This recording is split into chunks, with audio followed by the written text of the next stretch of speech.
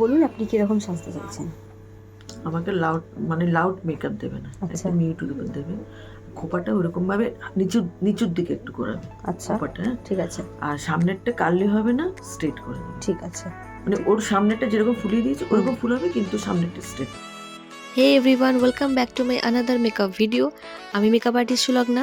আবার আজকে চলে এসেছি তোমাদের সাথে অনেকগুলো পার্টি মেকআপের লুক শেয়ার করতে, বাট এই ভিডিওতে একটাই লুক দেখাচ্ছি। পরে পরে আরও ভিডিও জানবো। আজকে ছিল 24শে জানুয়ারি এবং এই ডেটে আজকের দিনে প্রচুর বিয়ে হয়েছে, মানে ঘরে ঘরে লক্ষ্মী পুজো হওয়ার মতন আজকের বিয়ে। তোমরা তো সবাই শুনতেই পেলে যে আমার ক্লায়েন্ট কীরকম লুক চেয়েছিল। সিম্পল অ্যান্ড স্যাটেলের মধ্যে একটা নিউড লুক চেয়েছিল, তো আমি সেরকমটাই করে দেওয়ার ট্রাই করেছি এবং তার মধ্যে আবার নিজের কিছু এক্সট্রা টাচ দিয়েছি। এবং আমার ক্লায়েন্টের যে হেয়ারটা ছিল সেটা খুবই পাতলা ছিল ডেন্সিটিতে এবং প্রচণ্ড পরিমাণে ভাঙা ভাঙা ছিল, মানে বেবি হেয়ারের পরিমাণ প্রচুর বেশি, যাতে সেট করতে খুব সমস্যা হচ্ছিল। বাট স্টিল আমি একটা খুব সুন্দর একটা বান করে দিয়েছিলাম সামনে পাফ করে।